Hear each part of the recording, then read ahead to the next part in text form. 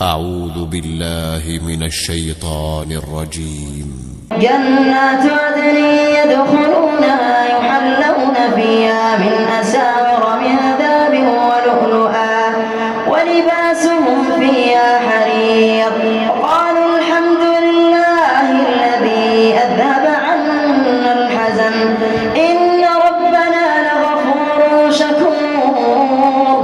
الذي أحلنا دار المقامة من فضله لا يمسنا فيها نصب ولا يمسنا فيها لغوب.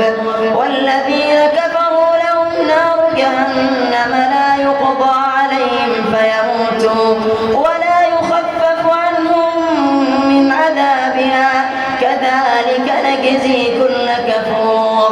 وهم يصطرخون فيها ربنا أخرجنا نعمل صالحا غير